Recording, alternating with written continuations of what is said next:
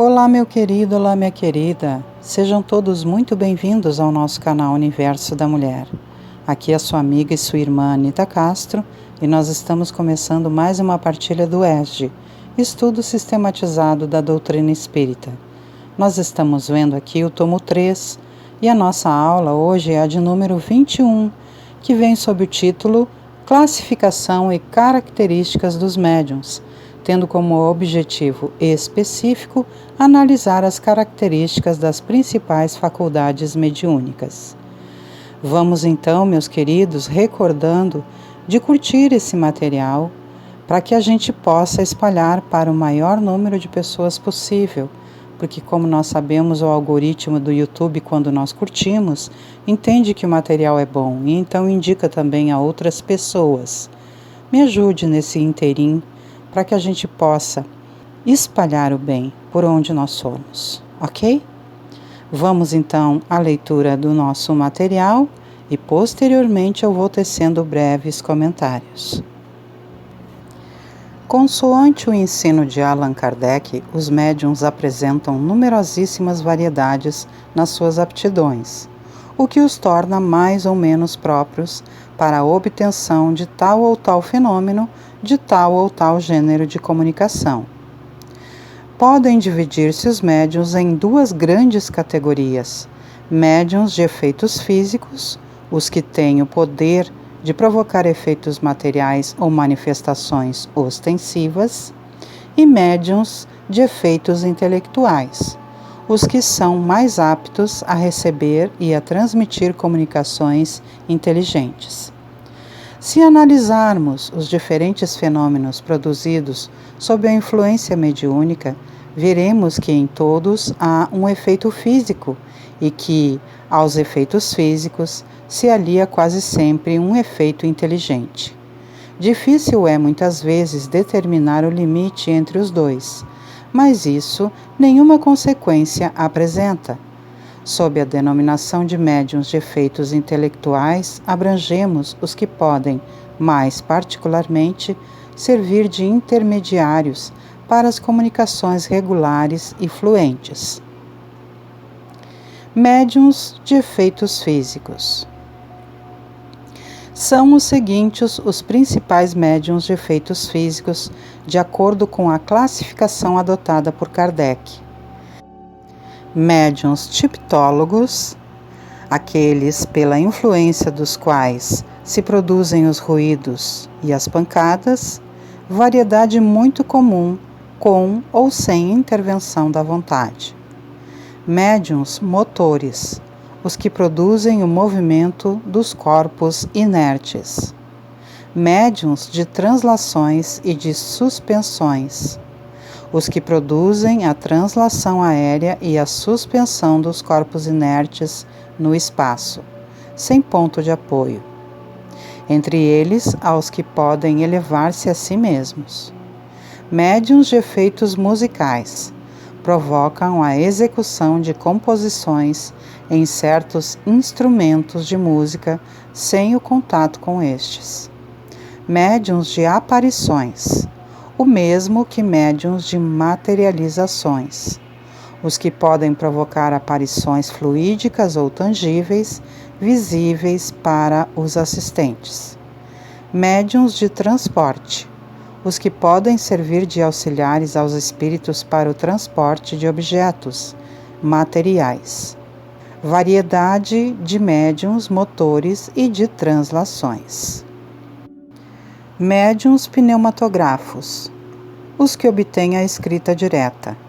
Conforme seja maior ou menor o poder do médium, obtém-se simples traços, sinais, letras, palavras, frases e mesmo páginas inteiras. Basta de ordinário colocar uma folha de papel dobrada num lugar qualquer ou indicado pelos espíritos durante 10 minutos ou um quarto de hora, às vezes mais. Médiuns curadores. Consiste a mediunidade desta espécie na faculdade que certas pessoas possuem de curar pelo simples contato, pela imposição das mãos, pelo olhar, por um gesto, mesmo sem o concurso de qualquer medicamento. Semelhante faculdade, incontestavelmente, tem o princípio na força magnética. Difere desta, entretanto, pela energia e instantaneidade da ação, ao passo que as curas magnéticas exigem um tratamento metódico, mais ou menos longo. Todos os magnetizadores são mais ou menos aptos a curar. Se sabem proceder convenientemente, dispõem da ciência que adquiriram. Nos médiuns curadores, a faculdade é espontânea e alguns a possuem sem nunca ter ouvido falar em magnetismo. Médiuns de efeitos intelectuais. A classificação adotada por Kardec para os médiuns de efeitos intelectuais é a seguinte: médiuns audientes. Esses ouvem os espíritos, algumas vezes, como se escutassem uma voz interna que lhes ressoasse no foro íntimo. Doutras vezes é uma voz exterior, clara e distinta, qual a de uma pessoa viva, encarnada. Também podem conversar com os espíritos.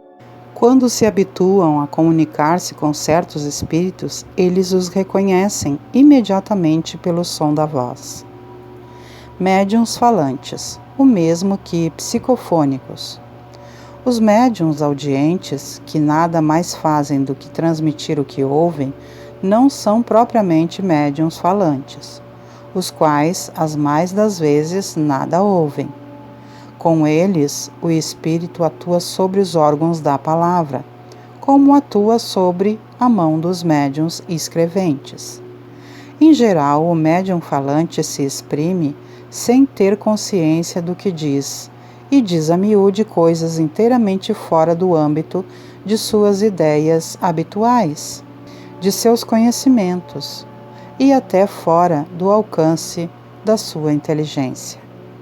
Não é raro verem-se pessoas iletradas e de inteligência vulgar expressar-se em tais momentos com verdadeira eloquência e tratar com incontestável superioridade de questões sobre as quais seriam incapazes de emitir, no estado ordinário, uma opinião.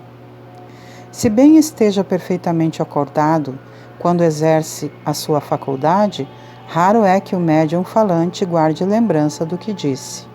Nem sempre, porém, é integral a sua passividade. Alguns há que têm intuição do que dizem, no próprio instante em que proferem as palavras. Médiuns videntes. Dá-se esta qualificação às pessoas que, em estado normal e perfeitamente despertas, gozam da faculdade de ver os espíritos. A possibilidade de vê-los em sonho resulta, sem contestação, de uma espécie de mediunidade, mas não são médiuns videntes propriamente ditos. Médiuns sonambúlicos.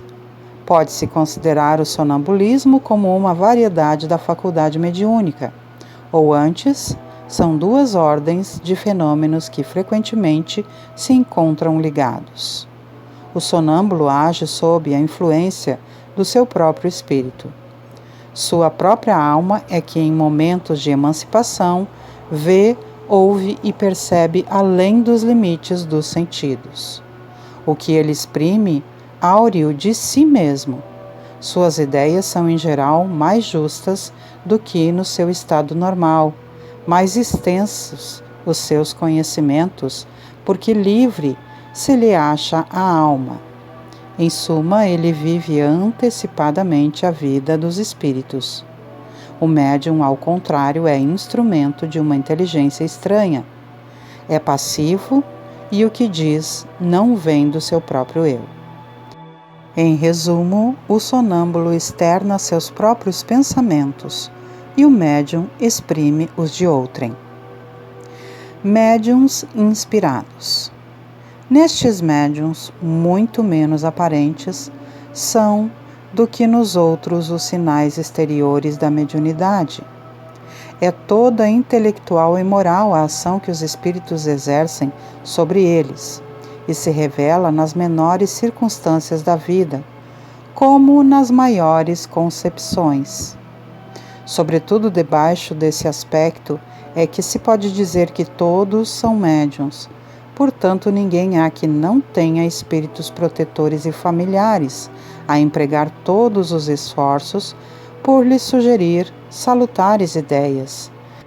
No inspirado, espontaneidade é principalmente o que caracteriza esta última. Dos médiuns nos grandes trabalhos da inteligência é onde mais se evidencia a inspiração. Os homens de gênio de todas as categorias, artistas, sábios, literatos, oradores, são sem dúvida espíritos adiantados, capazes, por si mesmos, de compreender e conhecer grandes coisas. Ora, precisamente porque são considerados capazes, é que os espíritos que visam a execução de certos trabalhos lhes sugerem as ideias necessárias, de sorte que, na maioria dos casos, eles são médiuns sem o saberem. Tem, contudo, vaga intuição de uma assistência estranha, porquanto aquele que apela para a inspiração nada mais faz do que uma evocação. Médiuns de pressentimentos.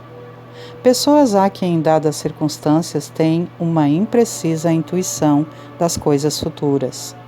Essa intuição pode provir de uma espécie de dupla vista que faculta se entrevejam as consequências das coisas presentes, mas doutras vezes resulta de comunicações ocultas que fazem de tais pessoas uma variedade dos médiuns inspirados. Médiuns proféticos. É igualmente uma variedade dos médiuns inspirados. Recebem com a permissão de Deus e com mais precisão do que os médiuns de pressentimentos a revelação das coisas futuras, de interesse geral, que eles recebem o encargo de tornar conhecidas aos homens, para lhes servir de ensinamento. De certo modo, o pressentimento é dado à maioria dos homens, para uso pessoal deles. O dom da profecia, ao contrário, é excepcional e implica a ideia de uma missão na Terra. Médiuns estáticos. Os que, em estado de êxtase, recebem revelações da parte dos espíritos. Médiuns pintores, o mesmo que pictógrafos, ou desenhistas, os que pintam ou desenham sob a influência dos espíritos. Falamos dos que obtêm trabalhos sérios, visto não se poder dar esse nome a certos médiuns que espíritos zombeteiros levam a fazer coisas grotescas que desabonariam o mais atrasado estudante. Médiuns músicos, os que executam, compõem ou escrevem músicas sob a influência dos espíritos. Há médiuns músicos, mecânicos, semimecânicos, intuitivos e inspirados, como os há para as comunicações literárias. Dentre os médiuns de efeitos intelectuais, Kardec destaca pela sua importância a época da elaboração da codificação espírita, os escreventes ou psicógrafos, classificando-os segundo o modo de execução, segundo o desenvolvimento da faculdade, segundo o gênero e a particularidade das comunicações, segundo as qualidades físicas do médium, segundo as qualidades morais do médium, conforme se encontra nos itens 191 a 195 do capítulo 16 dos médiuns especiais da segunda parte de O Livro dos Médiuns. Veremos aqui as principais características dos médiuns psicógrafos. Considerando-se tão somente o modo de execução de sua faculdade, por apresentarem essas características, os traços mais relevantes para a sua identificação. A denominação de médium psicógrafo é dado a pessoas que escrevem sob a influência dos espíritos, Assim como um espírito pode atuar sobre os órgãos vocais de um médium falante e fazê-lo pronunciar palavras, também pode servir-se da sua mão para fazê-lo escrever. A mediunidade psicográfica apresenta 3 variedades bem distintas: os médiuns mecânicos, os intuitivos e os semi-mecânicos. Com o médium mecânico, o espírito lhe atua diretamente sobre a mão, impulsionando-a. O que caracteriza este gênero de mediunidade é a inconsciência absoluta, por parte do médium, do que sua mão possa vir a escrever. O movimento desta independe da vontade do escrevente.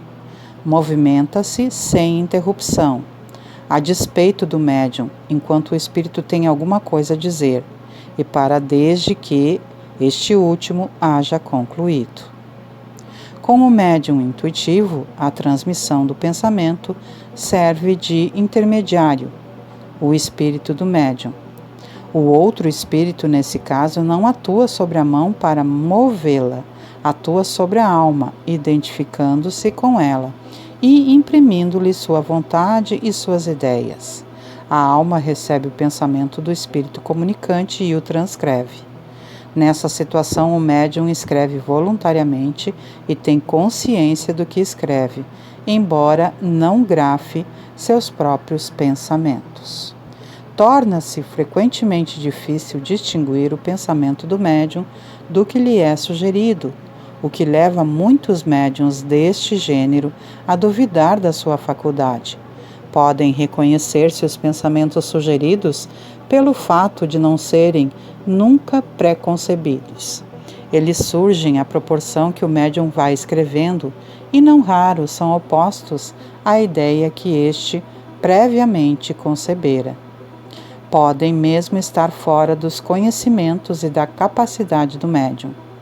Há grande analogia entre a mediunidade intuitiva e a inspiração. A diferença consiste em que a primeira se restringe quase sempre a questões de atualidade e pode aplicar-se ao que esteja fora das capacidades intelectuais do médium. Por intuição, pode este último tratar de um assunto que lhe seja completamente estranho. A inspiração se estende por um campo mais vasto e geralmente vem em auxílio das capacidades e preocupações do espírito encarnado. Os traços da mediunidade são, de regra, menos evidentes. O médium semimecânico ou semi-intuitivo participa dos outros 2 gêneros. No médium puramente mecânico, o movimento da mão independe da sua vontade. No médium intuitivo, o movimento é voluntário e facultativo. O médium semimecânico sente na mão uma impulsão dada malgrado seu, mas ao mesmo tempo tem consciência do que escreve, à medida que as palavras se formam. Com o primeiro, o pensamento vem depois do ato de escrever. Com o segundo, precede-o. Com o terceiro, acompanha-o. Finalmente, Kardec inclui ainda entre os médiuns psicógrafos os seguintes: médiuns poligrafos, aqueles cuja escrita muda com o espírito que se comunica, ou aptos a reproduzir a escrita que o espírito tinha em vida. Médiuns poliglotas, o mesmo que médiuns de xenoglossia, os que têm a faculdade de escrever. Podem tais médiuns também falar em línguas que lhes são desconhecidas. Médiuns iletrados, os que escrevem como médiuns sem saberem ler nem escrever no estado ordinário. Aula maravilhosa, não é, meus queridos? Para que a gente possa conhecer um pouco mais sobre as várias classificações das mediunidades. Porque a mediunidade, então, como nós vimos, se subdivide em várias classificações, segundo Kardec organizou para que se pudesse compreender ali no Livro dos Médiuns, muito indicado para quem está estudando, especialmente que seja estudado num grupo sério, numa casa espírita séria. Assim, creio que essa aula dispensa qualquer comentário devido à sua facilidade de compreensão.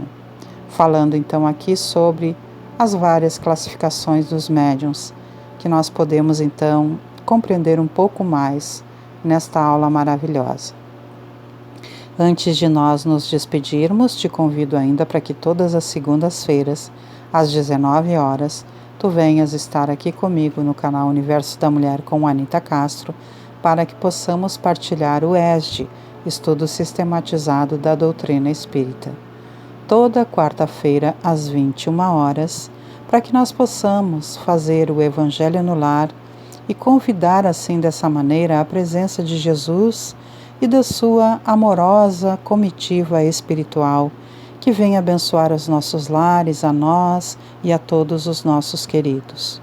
Nas quintas-feiras, às 18h30, nós temos os estudos da obra de André Luiz.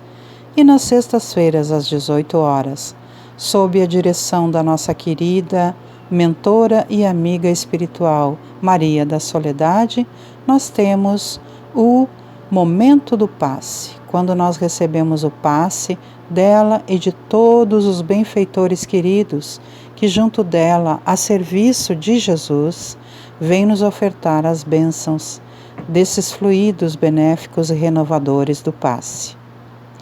Desta forma, meus queridos, com uma singela oração me despeço de vocês, desejando sempre que Deus Pai Todo-Poderoso, que Jesus, nosso amigo e nosso mestre sempre fiel ao nosso lado, que Maria Santíssima, nossa mãezinha muito amorosa, e que os nossos queridos benfeitores espirituais continuem, como lhes é de costume, nos abençoando e nos intuindo as energias positivas e aos caminhos do bem, para que possamos evoluir cada dia mais e mais, e que nós, com boa vontade, gratidão, dedicação e prática no dia a dia, possamos fazer a nossa parte, para que nós possamos ir evoluindo passo a passo, valorizando esse imenso amor que nunca nos deixa sós, sob as nossas próprias debilidades. Um grande beijo no coração de todos e até o nosso próximo encontro. Tchau, tchau, meus queridos e minhas queridas.